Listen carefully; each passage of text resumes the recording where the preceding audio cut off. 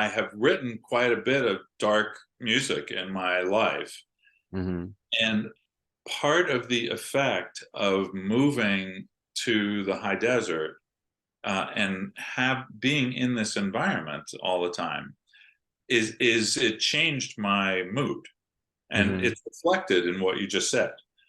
In fact, I have a young man who is like a surrogate son of mine. Basically, he and my daughter are the same age, and they essentially grew up together. And he's a very talented musician, and so he has, fortunately or unfortunately, had to sort of experience music with me his whole life. I mean, we've just spent a lot of time. He's actually done gigs with me and stuff like that. And I played some of this music when I was writing it. So in its early stages for this young man, and his response was, wow, that's a lot happier than your normal music that I'm used to. And it really was interesting to me, Kyle, that I never, because I have always been a city person. I always Mm-hmm. lived in a city or near a city, and so that's always been my sort of genre.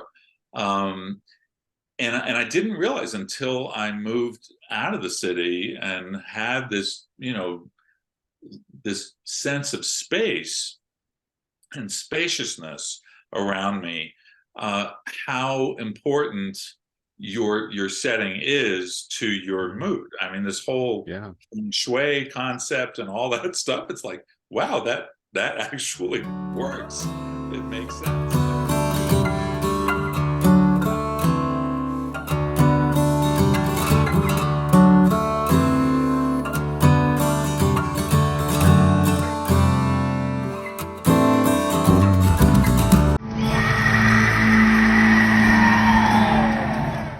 Listen to the Vibes. Welcome, everyone, to another episode of Listen to the Vibes. And I'm very happy to welcome Mr. Mark Vickness here. Now, he is a guitarist and composer. I listened to his album, and I try to think, how can I describe this? I had actually a few things come up. Number one, have you ever met someone that this is your first time ever meeting them, but yet you felt like you've known them all your life? That's kind of how I felt when I listened to the music. It also kind of reminded me of like some of the 70s, more softer rock albums that I always enjoyed. I would take this with me if I was going somewhere to meditate. So there we go. That's the best I can do. But Mark, before we get into a conversation, tell us a little bit more about you. Well, let's see. I've been at music for a long time. I started when I was a little kid, 6 years old. I started on piano and have been with it ever since. Eventually, round about puberty is when I hit, electric guitar time, and started playing in bands. And I also got very interested in composition and theory. Had some very good teachers in high school, and then went on to college to pursue studies in music, then on to graduate school, where I got a master's in composition. I studied with a just phenomenal man. His name was Mel Powell. Mel was the pianist for the Benny Goodman Sextet when Mel was 16 years old. Wow, that's incredible. Yeah, he was a jazz prodigy, and by the time he was 18 years old, he kind of was done with jazz and decided to go to Yale to study serious composition, so to speak. But he was a brilliant guy, and I was very, very lucky to be able to study with him.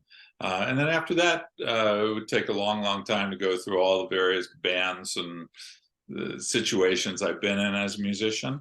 And hopefully all of that makes its presence known somehow in some of this music on this latest album. Yeah, you've got some Grammy award-winning musicians on this album. Yes, I'm just incredibly lucky to be able to work with this caliber player. They're all, every one of them, are just virtuoso musicians, and more than just being incredible players on their respective instruments. They're all consummate professionals in the sense that they want this music to sound as good as it can sound, and they are just not sort of the kind of musician that will come into a studio, read down a chart, and say, okay, man, that's good enough, I'm done. They just don't do that. In fact, I've had tons of experiences with these players where I'm sitting there listening in the control room and thinking, oh my God, that was just incredible. And they're like, I think I could actually do that a little better. Run that again. Let me do it again. Yeah, there's such a joy to work with. So yeah, I've been very lucky. They're almost like the Swampers in a way, where, I mean, more in a more classical sense, if that makes any sense. But they're really tight. I was really impressed how well this album came together. Thank you. I really appreciate that, Kyle. Yeah, like I said, they're consummate professionals, and that's how they want the music to sound and how I want it to sound. So they're not going to rest until it sounds that way. And I should give a special shout out to the bass player, Dan Feiszli. Dan served multiple functions in this album because, in addition to his wonderful bass playing, he's also the recording and mix engineer. And wow. Yeah, he's a brilliant engineer. And so Dan, in some ways, knows this music better than I do because he's had to mix it. And so he's been way down in the weeds of, is that shaker part that MD is playing loud enough, and is it in the right place? So yeah, I've been very, very lucky to have just a great group of very talented people. And you have a pretty cool story behind the name of the album. So tell the story, please. Oh, so in the Rain Shadow, the rain shadow is actually a meteorological term that I learned from spending time in the high desert in California in the Owens Valley. And my wife and I, during COVID, as a result of COVID, because we no longer had to be physically located in the Bay Area where we have lived for decades, we could finally get a house out here in the Owens Valley in the high desert. And so we started living during COVID in this incredible place. The rain shadow refers to the area just on the other side of where a mountain range comes to an end. And the mountain range, in this case, California's Sierra, actually puts a stop to moisture as it's coming from west to east. And so the mountains just a few miles from us may get absolutely pelted with rain, snow, whatever kind of moisture is coming down. And then it comes to a stop because of the wind patterns around the high peaks. And we're surrounded here by 13,000, 14,000 foot peaks. So it makes for a very interesting situation to live in, both weather-wise and in the changes in the environment. In the high desert, the flowers change very rapidly, the colors change, and the light changes, minute to minute, really. You get these marvelous light displays, which is why one of the pieces is called Cloud Shadows. You get these just fantastic cloud buildups, and then they cast these marvelous shadows over the valley. And we just spend lots of time watching these great displays of light and shade as they come across the valley. Yeah, we live just south of Austin. Uh-huh. And I don't know what it is about this area, but it's almost like there's a dome here and Uh-huh. everybody else gets rain, but it Yeah. wants to miss us. No, we've kind of Right. got lucky this last month, but Yeah. it drives me nuts because I'm growing flowers and vegetables, and I Yeah. like that natural rainwater, but Sure. most of the time I have to use, city water to you have, of course, the meteorological reason for the name and then a lot of the inspiration of the songs, but I've noticed that there's some songs it's almost as if I'm listening to a classic ballad, or some of it even seems like it should be in a movie. And then while you've got others that are a little more relaxing, and then all of a sudden you've got some jamming going on. What made you do all these different things? Well, I should say, Kyle, that I was moved to hear your little introduction in terms of trying to describe this music, in that it made you feel a certain comfort level. I was certainly going for that, because part of the inspiration for this album, because it was written during COVID, had to do with the isolation that we were all experiencing in one way or the other because of COVID. I mean, we just could not have the kind of normal human interaction that I certainly love to have. And so I was trying to write music that would feel somewhat like an embrace for the listener, regardless of the piece, whether it was one of the softer, more ballad-like pieces, or the more active, more energy-laden pieces.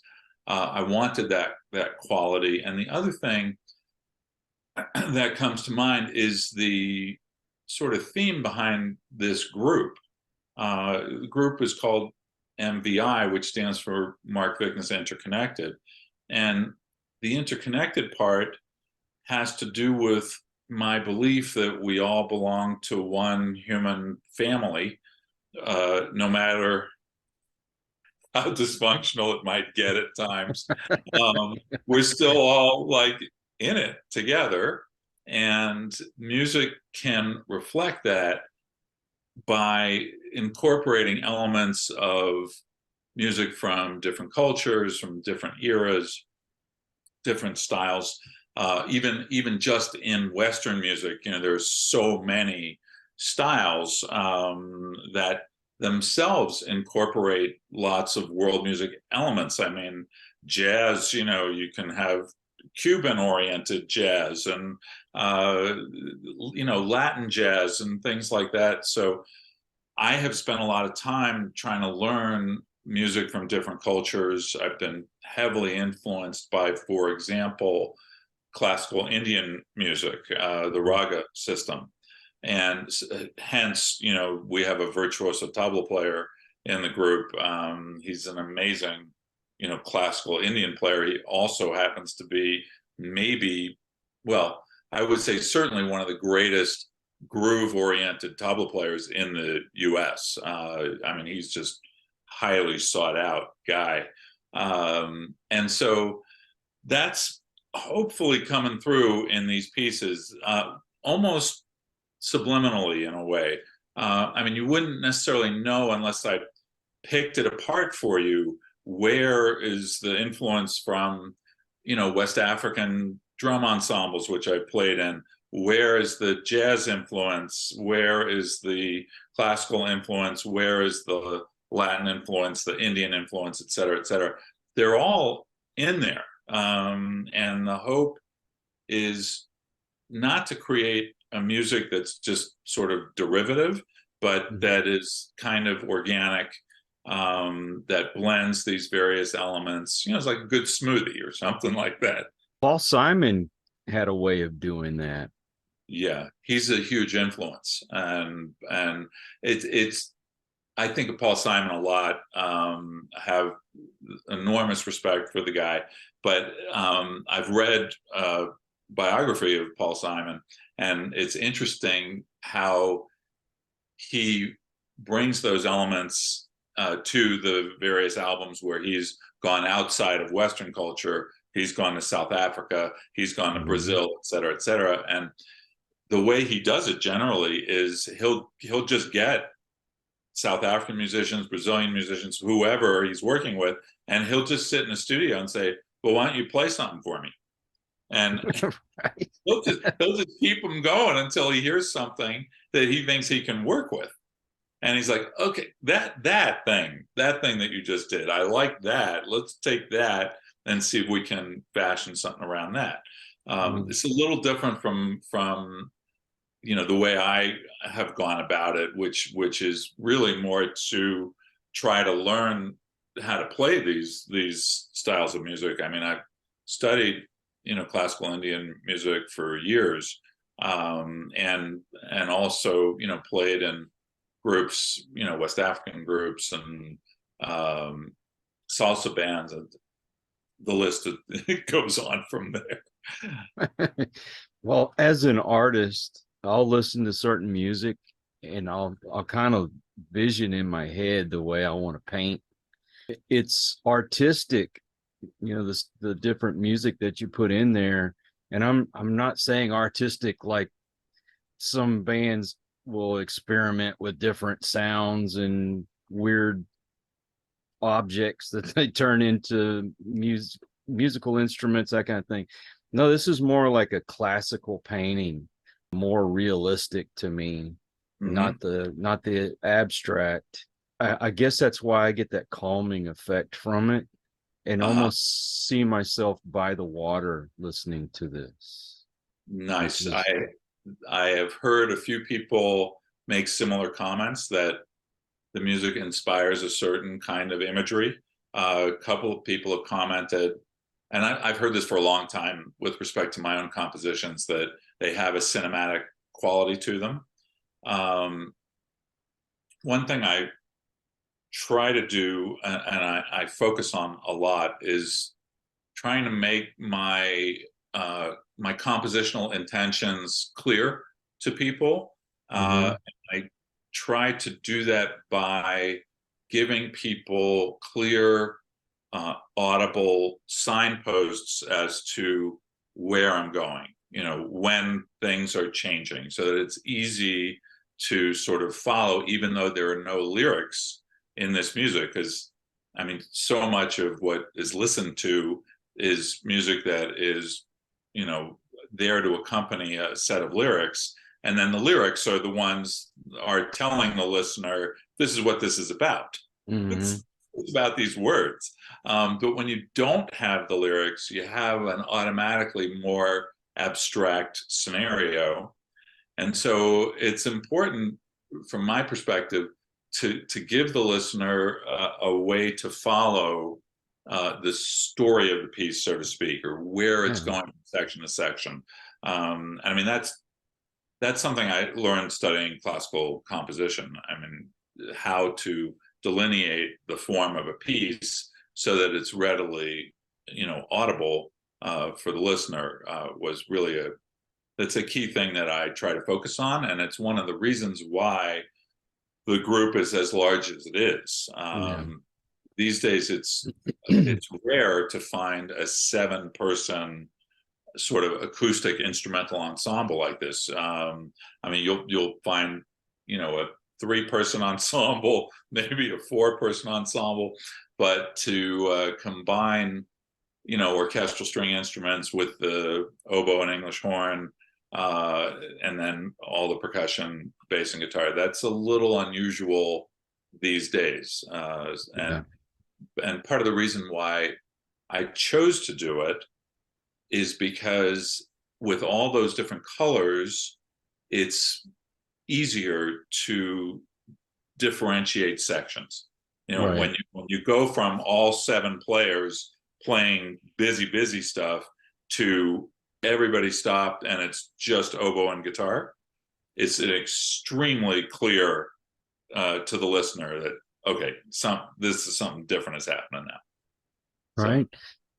I've heard a lot of instrumental albums, great music, but some of them just seem like they will bring a mood about, and it's more of, I guess a beat, you could dance to or relax to, but only a few musicians that I've listened to that Billy's sent me, I can listen to it and I can almost hear a story in my head as I'm listening to the music.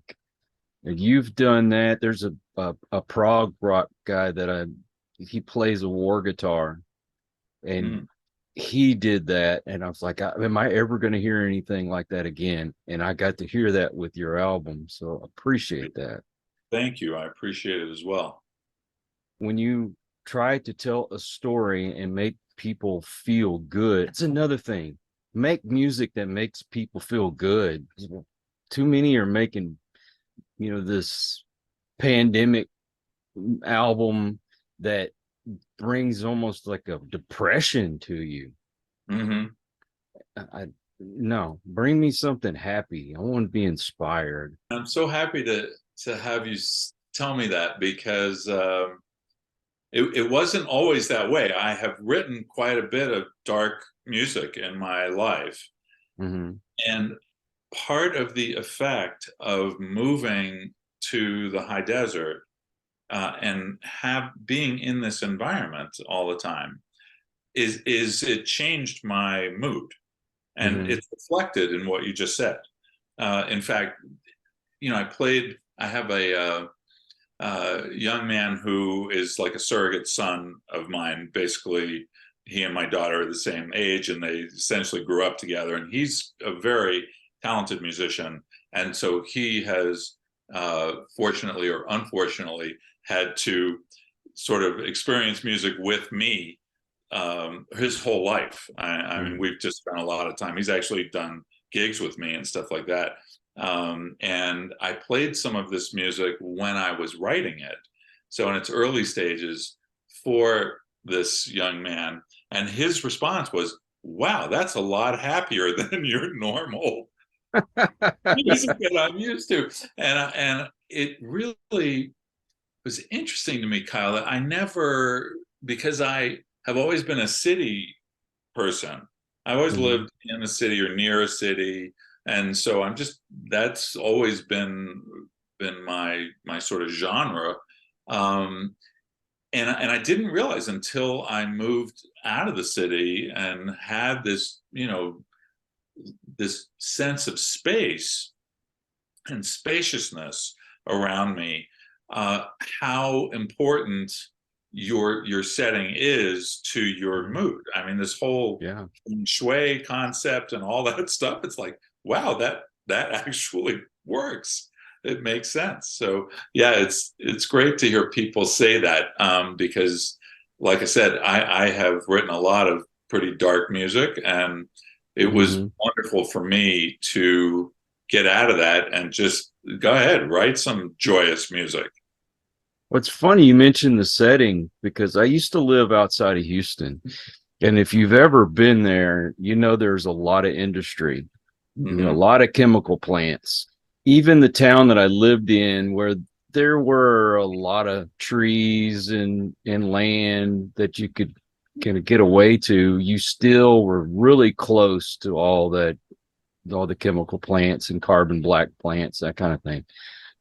And then I started visiting up here around Austin when I got remarried, and the beauty, the nature, you don't have all that industry up here.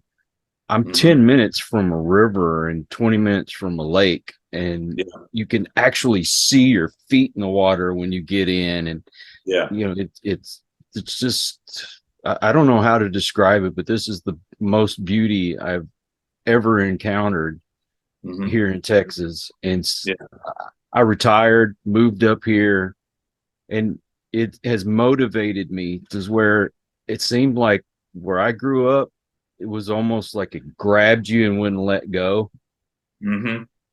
And then I get up here and all of a sudden I'm experiencing new things. I feel like I want to do more. Yeah. And I have put down my paintbrush for a long time. Hmm.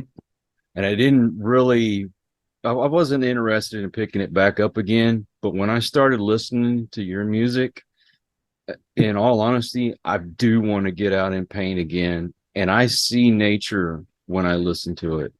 Wow. That's lovely to hear. Mhm. It's lovely to hear. Interestingly, Kyle, so I hired an artist to paint the cover Mhm. because he made some CDs, and I don't know if you've seen the image. Yes.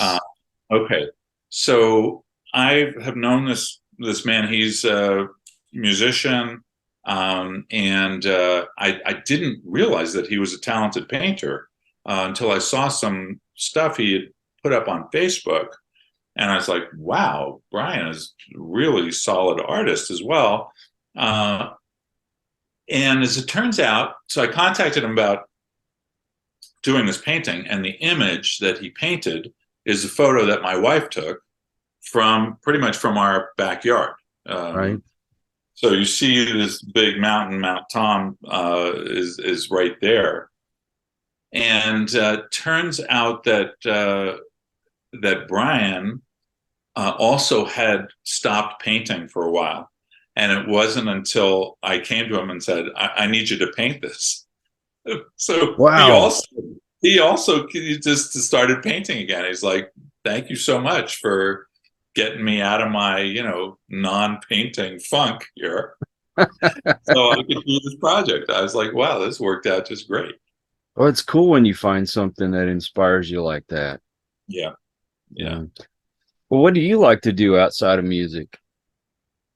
Well, I like to do some hiking and things like that. Now that we're here, we can literally walk out our door and hike or ski. Uh, and so I got back to some downhill skiing this past winter. We had a ton of snow here in California, which was fantastic. And I also, I'm very involved in my kids who are in their 20s now. Um, and I also am a lawyer, so I do law. Hmm. Oh, what kind of law? If you don't mind I, me asking. yeah, you can ask. I represent people who get injured at work. Oh, okay. Yeah, Well, yeah. darn it, I didn't get injured at work, but I had to medically retire. Okay. But dang, I could have said I had a lawyer there.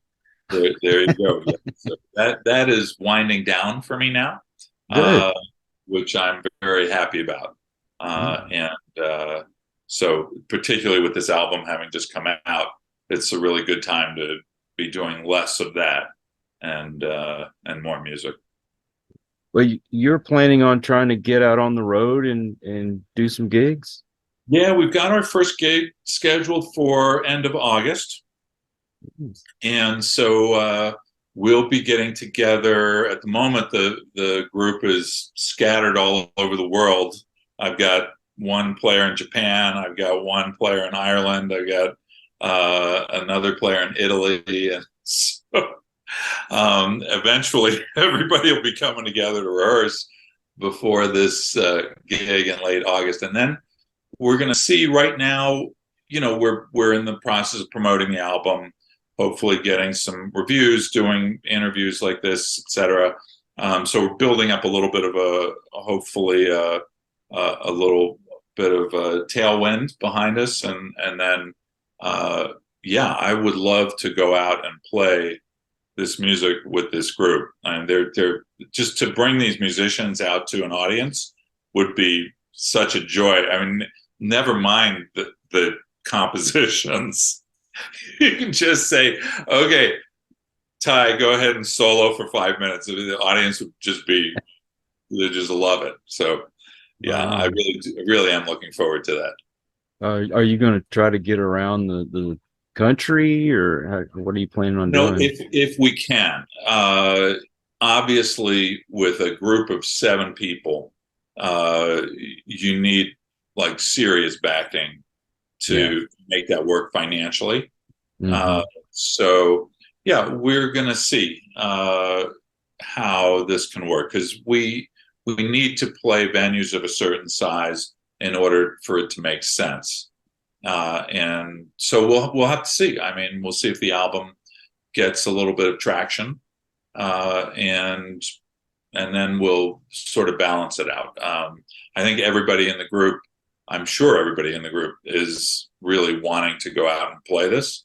Mhm. So we'll just have to see how it lays.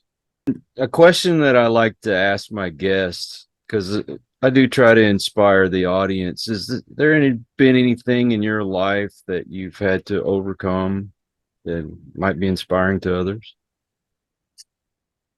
Yeah, I actually, as a child, I had some things to overcome. I lost my mom when I was 7 years old, uh, and I had to deal with an exceedingly abusive family member growing up.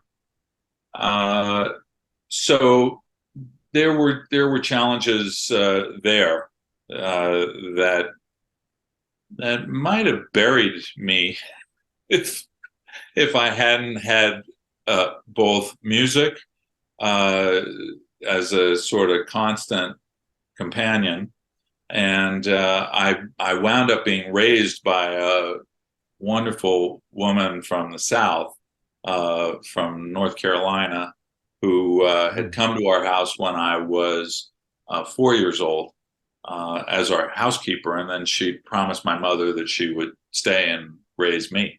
And she pretty much saved my life.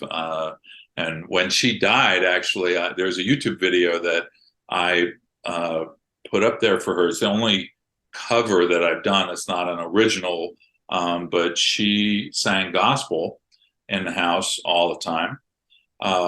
And so my earliest musical memories, the melodies that I stored as a child, were her singing gospel in the house. And one of her favorite songs was I Must Tell Jesus. And so when she passed away at the age of 99, I took I Must Tell Jesus and arranged it for solo monoframe style guitar, and then recorded that video as a tribute to her. So yeah, I had some challenges. Before we go, do you have a website? I do. Thank you for asking. So it's just markvickness.com. And from there, it's easy to find my YouTube channel, easy to access stuff. And the album is up for streaming on Spotify, Apple Music, and pretty much every other streaming site. I have heard from some people, it's interesting, if you search my name, search Mark Vickness, I have an artist page on both Spotify and Apple Music, but they have put this album on a separate artist page for the group MVI. So apparently it's easier to search MVI or Mark Vickness Interconnected to find this album on the streaming platforms. Are you going to have any hard copies? I have hard CD copies. Yeah. Yes, I have. Cool. Some. Yeah. Yes, and they can be purchased from CD Baby. You just go to cdbaby.com, and they will have a hard copy for people who want actual CDs. Well, I am going to put all of those links in the description to make it easier for people to find you. Thank you. Now, as far as I saw, you only have a Facebook page? I have my Facebook page, my YouTube channel, I have an Instagram page, but it's just not something that I ever post anything on. So I'm being told I need to do that, and my daughter is really encouraging me to get on TikTok and put stuff up there, little 30-second guitar snippets or whatever. And in all my free time, maybe I will get there. But so far, yeah, Facebook, website, and the YouTube channel is good. There are so far 3 videos from the new album, studio made videos from the new album up on the YouTube channel, and there's another one that will drop probably in August. And they're I got to say they're well produced videos. There was a lot of care taken with those. Mark, thank you so much for being on the show. I appreciate your time, and anything that you have come up in the future, please let me know. I would love to have you back on. That's fantastic. I will do that. And I really appreciate it, Kyle. Thank you so much for having me. And also want to thank all you folks out there. If you are new to the channel, I hope you'll come back. Please hit that subscribe button. For my regulars, you guys are awesome because you make it possible for me to do this. Please like and share, comment. And until the next one, everyone, please take care. Be kind to one another. God bless and peace.